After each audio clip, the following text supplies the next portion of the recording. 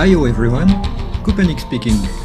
Today we are going to take a look at how I made my recent Iron Legion Battlestation video. You've seen that video, right?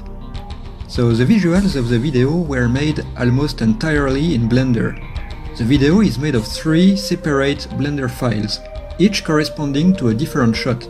The first is the camera circling around the battle station. The second is when the camera enters the turret and follows a shell being loaded in the cannon. And the third is the Coral Atolls part of the video. So how are things done? First, I imported the model of the Iron Legion Battlestation. This is made possible thanks to Yoshi2's model viewer, which can convert Battalion Wars 3D models to the popular 3D format OBJ. And once the Battlestation is in Blender, you still have to clean it a little bit. In this case, I had to move around a few things that were not where they were supposed to, like guns and small details and whatnot. After that, I made the main terrain. At first, I wanted to use the height map from the Battalion Wars 2 level Apocalypse, but in the end it was easier to just make a whole new terrain. Making terrain is not hard, but it's time consuming. As you can see, I also imported a lot of other 3D models from the game to make the terrain look more natural. Even if the battle station is at the forefront of the video, it's really important to have a decent background, and that's time consuming as well. Now, in parallel of making the terrain, I started actually animating the battle station. Making the wheels turn indefinitely is quite easy. However, making the battle station actually move on the uneven terrain is a bit trickier, and for this video I animated everything manually. By the way, look at the spiky wheels of the battle station. It's funny, but in the game that part of the wheel does not actually rotate, it just remains fixed. And the same goes for the rear wheels. I changed that in the video because I thought it didn't look very natural.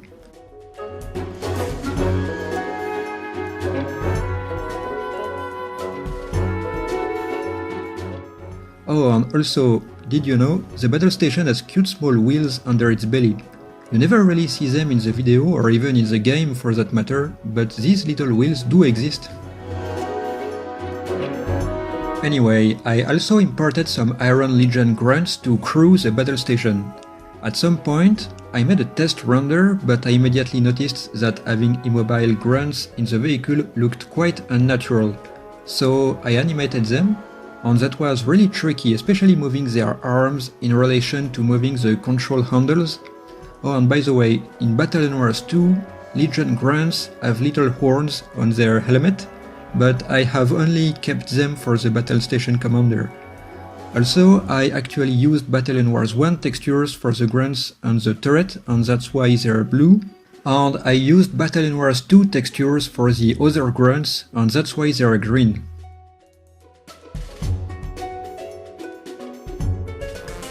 Anyway, now we're going to talk about the second shot.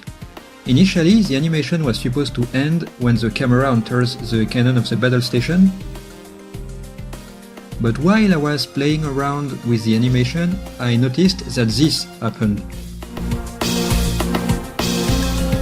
And I was like, wow, it would be really cool if the camera actually entered the cannon and we could see the inside of the turret and the shell loading mechanisms and stuff. And so I opened a new Blender file and I got to work. So for this second shot, as you can see, I elongated one of the cannons in order to allow the camera to enter it and to be able to edit a smooth transition from shot 1 to shot 2.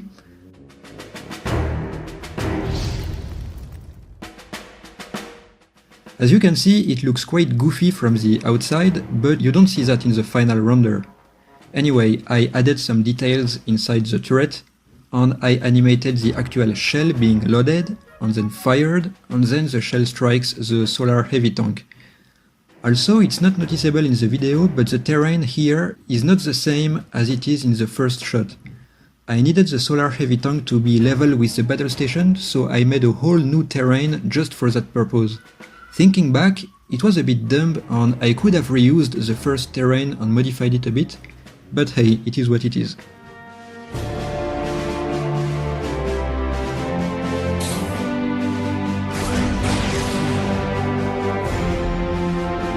Now I'm going to quickly show some test footage, some alpha footage as it were, that I rendered during the development of the video in order to test some stuff, most notably engine vibrations, muzzle flashes, and the shell being fired out of the cannon.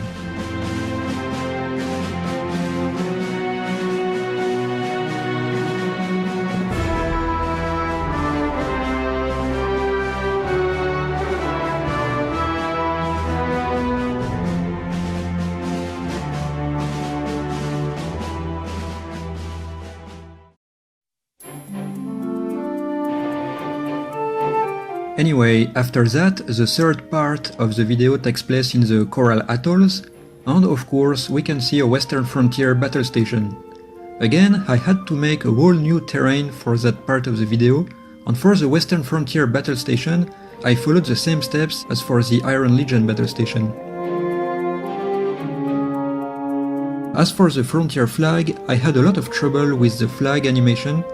It actually works with Blender's wind physics, but for some reason I had to crank up the wind strength all the way up to something like 10,000 for the flag to actually be impacted.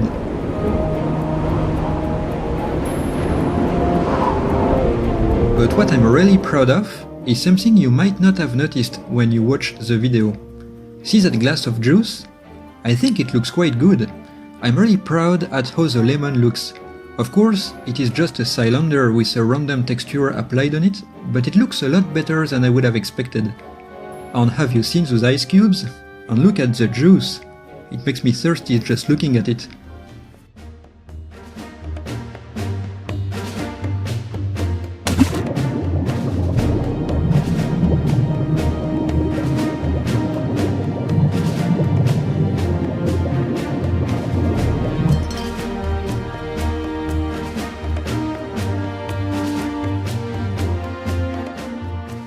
Anyway, lastly, I would like to talk about the script and the voices. I first wrote a simple script and I asked ChatGPT to rewrite it in the style of Warhammer 40k. The results was decent, but over time I rewrote it a lot while making the video, and in the end the final result only has like 1 or 2 sentences from ChatGPT. And fun fact, the expression "with this last and most terrible improvement in the science of war" With this last and most terrible improvement in the science of war is actually stolen from Nathaniel Hawthorne, a 19th century American author who made an excellent description of the USS Monitor, the very first ironclad ship, in which he uses that phrase. As for Kaiser Vlad's voice, I used 11 Labs. For those who don't know, 11 Labs is a website where you can clone voices and make them read text. Their TTS, or text-to-speech, is really impressive, and that's how I got Kaiser Vlad to narrate the video for me.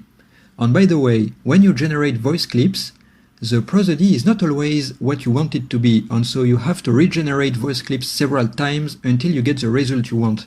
Here, take a listen to some of Kaiser Vlad's outtakes. emerging from its main turret. The 2 most powerful guns ever mounted on a tank devoured both flesh and metal with impunity. On its flanks, cannons and machine guns spat fury upon anyone crazy or unfortunate enough to stand too close to the battle station. With this last and most terrible improvement in the science of war, a new chapter in the history of armored warfare was about to begin, now that the battle station was coming smoking into view, its spiked wheels biting into the earth. The battle station! The battle station! The battle station! The battle station! The battle station! The battle station! The battle station! The battle station! The battle station! The battle station! Haha, Kaiser Vlad really struggled with these lines. But it's okay, because it's an AI voice, so the real Kaiser Vlad didn't have to do any work, and I don't have to give him any money. There is no deal involving any money between me and Kaiser Vlad, none at all. And with that, we can conclude. I hope you found all that interesting, and I wish you a good one. Bye bye!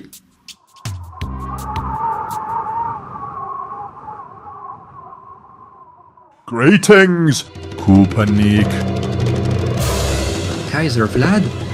How? I trust you have my money.